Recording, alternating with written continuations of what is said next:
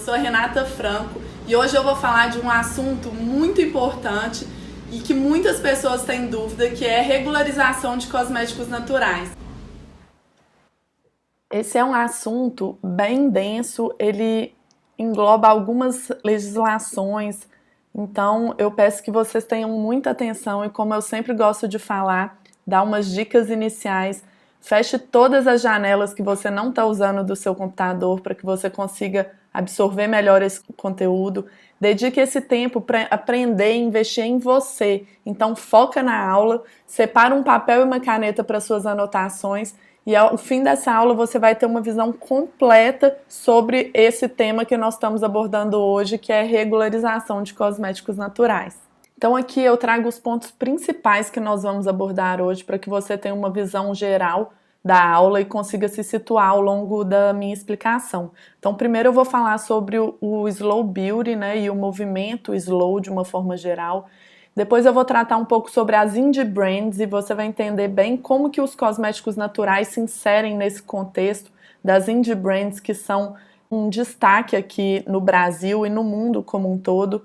Depois eu vou falar sobre a informalidade no Brasil, cosmético artesanal e cosméticos naturais, vou pontuar cada um deles para que você entenda de uma vez por todas o que se trata e o que aborda quando se fala em cosmético artesanal e quando se fala em cosmético natural e como que eles se integram nesse cenário. Depois eu vou falar sobre a Anvisa e alguns pontos e requisitos técnicos exigidos para a regularização de um cosmético e sobre terceirização e o contexto dela na regularização de um cosmético natural.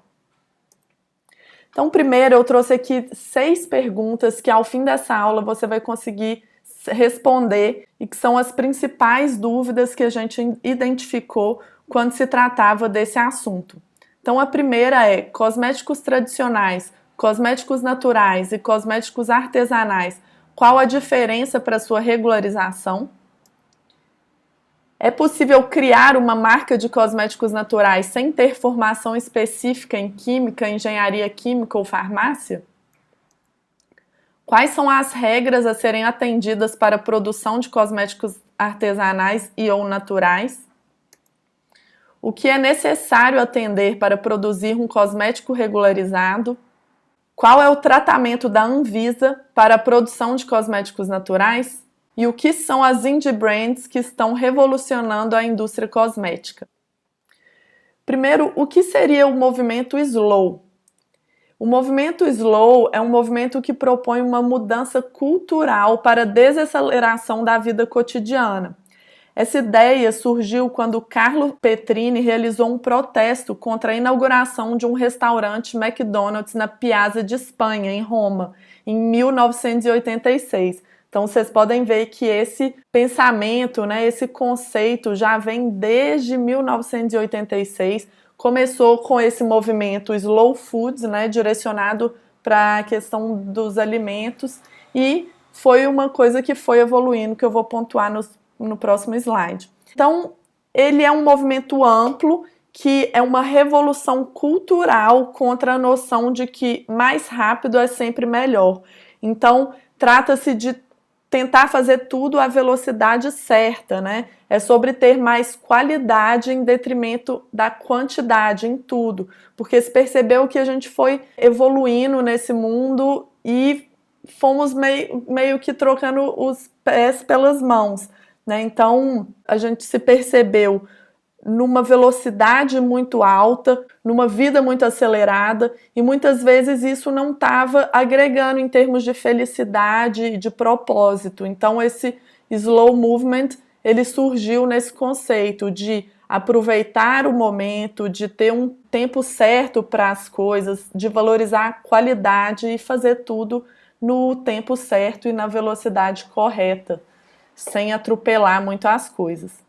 Então, como eu falei, ele é um movimento grande, né? E ele começou com o Slow Food, mas aí foram surgindo vários outros pontos, que tem o Slow Living, o Slow Fashion e chegou também no Slow Beauty. E o que seria a Slow Beauty? Ela contempla 4 principais aspectos.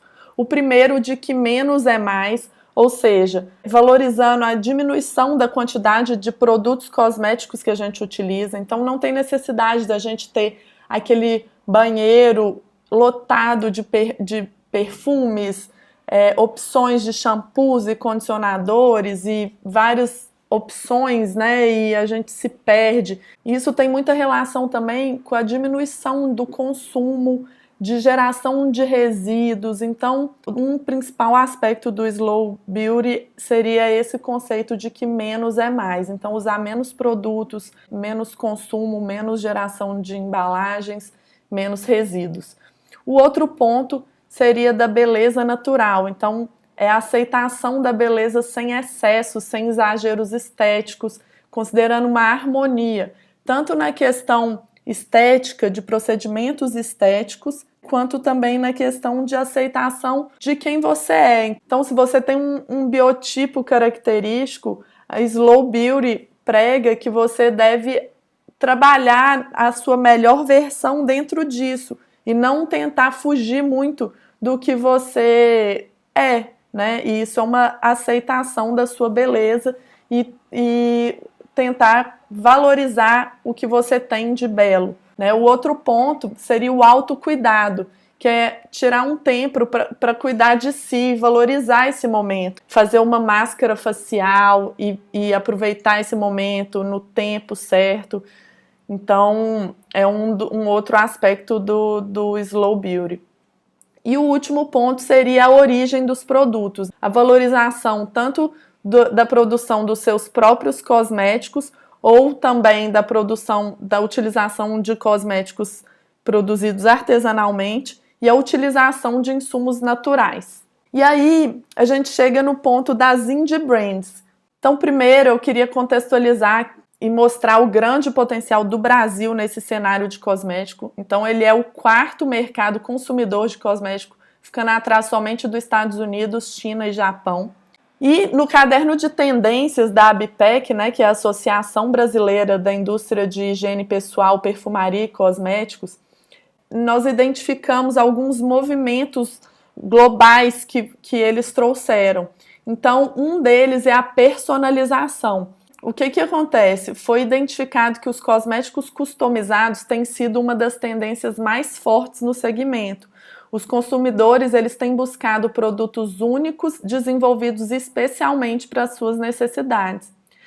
E o que isso implica? Que tem um guia principal, que é Minha Beleza, Minhas Regras, e isso parece um pouco ali com o que eu acabei de falar sobre o Slow Beauty, né? Então o consumidor ele não aceita mais que a indústria determine o que é belo e os produtos que devem ser adquiridos para alcançar esse padrão, que tem a ver também com o outro aspecto que eu falei do Slow Beauty também. O outro ponto de desejo que foi identificado nesse movimento global de personalização dos cosméticos é uma grade de produtos e serviços que atenda à definição pessoal e individual de cada um a respeito do que é se sentir bem.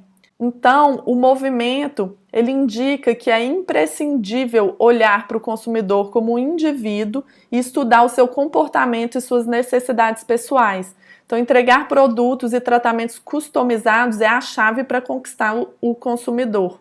E o destino é que, à medida que os consumidores continuam a expressar sua individualidade, eles estão sendo atraídos por novas marcas independentes, que são as indie brands, que oferecem perspectivas e benefícios exclusivos que algumas das grandes marcas ainda não atendem. Então, vocês podem perceber que tem uma convergência, né, do Slow Beauty com esses movimentos que foram identificados pela ABPEC. E o que seria especificamente essas indie brands? São marcas independentes, com concepções arrojadas e produção independente, que é um mercado novo que vem disputando a preferência do consumidor diretamente com líderes da indústria da beleza. Então, as grandes indústrias se sentiram ameaçadas com essas indie brands e até mesmo elas começaram a criar marcas dentro da sua estrutura organizacional que trouxesse esse contexto da indie brand. Elas representam uma nova marca que não tem medo de reescrever as regras dos negócios tradicionais. Então, acaba que parece que também está vinculado com essa transição planetária, né, que a gente está vivendo, que é saindo da era de peixes para a era de aquário. Vem tudo num movimento só. À medida que a gente vai estudando, a gente vai percebendo que as coisas todas convergem para um ponto similar. Elas atendem às necessidades específicas, formando uma história de criação autêntica e criam um novo tipo de marketing a ser explorado. Além disso, associada a esse movimento global da personalização que eu acabei de falar, foi identificado também nesse relatório a beleza com foco em ingredientes de origem natural. E é aí que converge para a questão das indie brands direcionadas para os cosméticos naturais especificamente. Então foi identificado que 42% dos consumidores ingleses de produtos de cuidados pessoais compram produtos de ingredientes de origem natural porque acreditam que são melhores para o meio ambiente. E 41% dos brasileiros têm interesse em maior variedade de produtos de beleza e cuidados pessoais com ingredientes de origem natural. Então foi uma pesquisa aí que mostra uma tendência forte para a questão dos ingredientes com origem natural, por questões inclusive maiores, né, de meio ambiente, associada aos cosméticos naturais. Esse movimento, né, da beleza com foco em ingredientes de origem natural tem como guia principal que a busca por produtos de origem natural aumenta ano a ano, e o desejo identificado é que já foi considerado uma tendência passageira, mas ela fica mais forte a cada ano graças à demanda dos consumidores por esse tipo de produto com melhor desempenho. E o movimento que traz essa questão toda é o retorno ao básico, que é identificado em inglês como Get to the Basics, que foi identificado que comprar de marcas com produção local passará a ser um estilo de vida. E aí o movimento de destino é que esse é um tipo de consumidor que busca produtos que respeitam quem eles são e onde vivem. Isso dá certa sensação de orgulho e de cuidado com as fontes de produção dos ingredientes e o processo de fabricação. E por fim, alguns outros pontos, né, que convergem tudo para a questão de ingredientes naturais, indie brands, cosméticos naturais como um todo, é que a causa interessa. Então, para conquistar os clientes de hoje, as empresas precisam representar algo e refletir essa mensagem de forma consciente, né? E também a questão da tecnologia sustentável, dos produtos bons que fazem o bem. Então, a gente trouxe aí alguns pontos principais que indicam a forte tendência de crescimento dos cosméticos naturais no Brasil. Adicionalmente a isso, eu gostaria de destacar aqui sobre a informalidade no Brasil, porque ao mesmo tempo que foi identificada essa forte tendência pelos consumidores para o consumo, né, das indie brands, que são marcas independentes e informais, a gente sabe que no Brasil a economia informal é muito forte. E eu trouxe esse dado aqui para exemplificar isso. A economia informal cresce pelo 4º ano seguido no país e corresponde a 16,9% do PIB, de acordo com o estudo da FGV. Então, com isso, a gente consegue perceber que as marcas independentes e informais não estão sozinhas nisso, né? O Brasil é um país com uma economia informal muito forte e eu acho aí que seria interessante você ter uma ideia desse número aqui. Agora, entrando um pouco mais técnico, né, e no nosso assunto principal, é importante a gente saber sobre a diferença entre os cosméticos artesanais e os cosméticos naturais. Então, eu trouxe aqui 2 definições importantes que vieram da Lei do Artesão e do Programa do Artesanato Brasileiro, para que a gente possa entender do que se trata, né, um artesão. De acordo com o Programa do Artesanato Brasileiro, o artesão é toda pessoa física que, de forma individual ou coletiva, faz uso de uma ou mais técnicas no exercício de um ofício predominantemente manual, por meio do domínio integral de processos e técnicas, transformando matéria-prima em produto acabado que expressa identidades culturais brasileiras. E a lei do artesão define que a profissão de artesão presume o exercício de atividade predominantemente manual, que pode contar com auxílio de ferramentas e outros equipamentos, desde que visem assegurar a qualidade, segurança e, quando couber, observância às normas oficiais aplicáveis ao produto. Então, a gente pode ver aqui que o principal relacionado ao artesanato é o ofício ser predominantemente manual. E, paralelo a isso, os cosméticos naturais são definidos pelas certificadoras de cosméticos naturais, por exemplo, o IBD ou a EcoCert. E aí eles têm as definições muito específicas de como seria tratado um cosmético para ele poder ter o selo de cosmético natural que cada uma dessas certificadoras traz.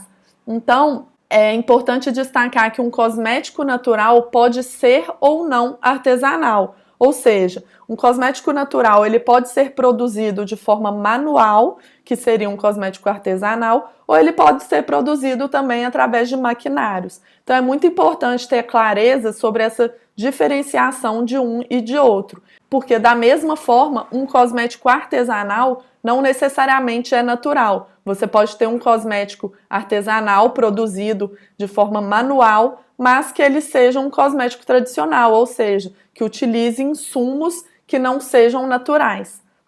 Agora, o importante disso tudo é que o cosmético artesanal e natural, ele atenda às boas práticas de fabricação, para que ele seja um cosmético seguro. Então, existe a Lei 6.360, que define que cosmético, de uma forma geral, é competência da Anvisa. Então, essa lei, ela coloca que ficam sujeitos às normas de vigilância sanitária instituídas por ela, os produtos de higiene, os cosméticos, perfumes, saneantes, dormes sanitários e produtos destinados à correção estéticas e outros adiante definidos. Então, ela traz bem detalhado todos os produtos que são de competência da Anvisa. E aí, nessa lei, não há uma distinção entre os cosméticos naturais, os cosméticos artesanais e os cosméticos tradicionais. Então, a Anvisa ela não reconhece um produto como cosmético artesanal e nem também como cosmético natural. Então, todas essas microclassificações de cosméticos são de competência da Anvisa, que não faz distinção sobre eles. Ou seja, todos os produtos cosméticos ficam submetidos às regras e exigências da Anvisa. Agora, uma exceção que ainda não está concluída, está em trâmite, é a saboaria. Existe um projeto de lei, que é o projeto de lei 7816 de 2017, que inclui a produção artesanal de sabão na lei do artesanato. Esse projeto de lei propõe acrescentar um parágrafo à lei do artesanato para estabelecer que a atividade de saboaria artesanal é regida pela lei do artesanato. Esse projeto de lei ainda não está concluído, ele está aguardando o parecer do relator na Comissão de Seguridade Social e Família, até o ponto que nós tivemos acesso. E o que isso agrega, né, para a produção de sabonetes? É que existe um apoio aos artesãos. Então, se a saboaria for incluída, ela poderá gozar desses benefícios também. Agora, sobre a Anvisa. Então, como eu já falei, a Agência Nacional de Vigilância Sanitária, que é a Anvisa, ela é responsável pelo procedimento de regularização de todos os tipos de cosméticos. Então, para ressaltar, não há uma legislação específica para cosméticos artesanais e, dessa forma, tanto o pequeno produtor quanto uma grande indústria de cosméticos estão sujeitos às mesmas regras. E o Sebrae fez uma cartilha com o intuito de auxiliar principalmente os pequenos produtores de cosméticos, as pequenas empresas, como abrir uma empresa de produtos de higiene pessoal, perfumaria e cosméticos, os aspectos regulatórios. Então, nessa cartilha, que o link está aqui embaixo, que você pode fazer um download se tiver interesse, ela vem com todos os micro detalhes, com passo a passo de como regularizar uma empresa de produtos de higiene pessoal. Eu vou abordar aqui os aspectos principais. Agora, essa cartilha é importante para que você, se você tiver interesse, de esmiuçar, porque não daria tempo de eu falar de todos os micro detalhes que são trazidos nessa cartilha. Então, o principal é entender que a regularização ela se dá de duas formas. A regularização ela deve ser feita para a empresa e ela deve ser feita para o produto. Em relação à regularização da empresa, é necessário obter a autorização de funcionamento da empresa com o cumprimento dos requisitos técnicos e administrativos que estão na resolução RDC 16 de 2014. Da mesma forma, a cartilha do SEBRAE aborda essa RDC e a própria RDC, que é facilmente achada na internet, ela vem com todos os micro-requisitos para se obter a autorização de funcionamento. E o outro ponto é a obtenção da licença de funcionamento local, também conhecido como alvará de funcionamento. Então, os principais pontos para a regularização da empresa é ter uma empresa constituída, né, um CNPJ e um CNAE referente à atividade de produção de cosméticos, ter as instalações adequadas conforme as exigências da Anvisa, ter um responsável técnico, que seria um profissional legalmente habilitado junto ao respectivo conselho de classe, né, que seria químico, engenheiro químico ou farmacêutico, e atender às boas práticas de fabricação. Em relação aos produtos, a resolução que trata isso é a RDC 07 de 2015. Todo o procedimento para os cosméticos classe 1 são feitos de forma eletrônica por meio do portal da Anvisa. E por fim, eu queria falar da terceirização, que é uma outra opção em substituição à regularização da empresa que eu falei anteriormente. Então, a terceirização é regida pela RDC 176 de 2006. Ela traz o regulamento técnico de contratação de terceirização dos produtos de higiene pessoal, cosméticos e perfumes. E o que é importante saber? São 4 pontos principais. O que se trata a terceirização? Então, ela é a contratação de serviços de terceiros para execução de etapas da fabricação ou da fabricação total de produtos de higiene pessoal, cosméticos e perfumes. Ela deve ter um contrato, que é o documento devidamente legalizado em cada estado-parte, que estabelece o vínculo entre as empresas envolvidas nas atividades objeto dessa regulamentação. E os dois envolvidos, que são a empresa contratante, que seria quem está com interesse em desenvolver a sua própria marca de cosméticos, né? Então, é a empresa titular de produto que desenvolve no mínimo uma etapa do processo de fabricação e contrata serviços de fabricação total ou parcial de produtos e serviços de controle de qualidade e ou armazenamento de terceiros, responsável por todos os aspectos legais e técnicos vinculados com o produto ou processo objeto da terceirização. E a empresa contratada, que é a empresa que executa etapas da fabricação ou fabricação total de produtos de higiene pessoal, cosméticos e perfumes. Ela é corresponsável pelos aspectos técnicos e legais inerentes à atividade objeto da terceirização, também chamada de empresa terceirista, que é onde o cosmético seria fabricado. Então, a empresa contratada, ela já teria todas as instalações, o responsável técnico, ela já traria todas essas questões que são exigidas na regularização da empresa, que eu apresentei anteriormente, e a empresa contratante contrataria ela e não precisaria ter esse espaço físico e nem atender todos aqueles requisitos apresentados. Então, é uma boa opção para ter um cosmético regularizado de forma que diminua o trabalho de regularização. Então, em resumo, o que a gente pode perceber com essa aula de hoje é que comprar do pequeno é uma cadeia mais sustentável, menos dominadora, que traz uma maior distribuição de renda, que é descentralizada e que atende necessidades específicas e que vem acompanhando esse movimento que eu apresentei do Slow Beauty, das indie brands e da personalização dos cosméticos. Além disso, essa forma de trazer a marca, o produto, ele tem um contato mais próximo e um serviço mais exclusivo para os clientes, e que é isso que os consumidores têm buscado.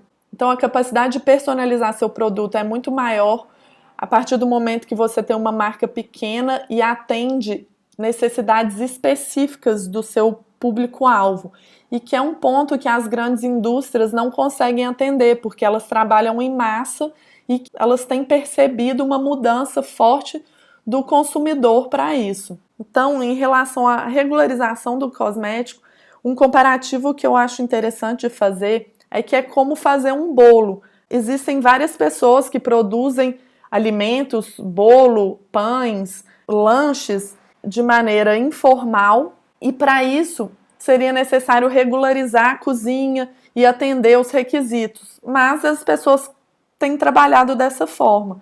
Então, da mesma forma com o cosmético, é necessário atender às exigências, né, da Anvisa para que se produza de forma regularizada. Bom, então é isso, a gente encerra nossa aula aqui. Espero que tenha sido muito proveitoso todo esse conhecimento que a gente trouxe sobre regularização, que é bem denso, trata de muita legislação e a gente tentou abordar aqui de uma forma simples e clara para que você consiga ter as diretrizes principais em relação à regularização de cosméticos.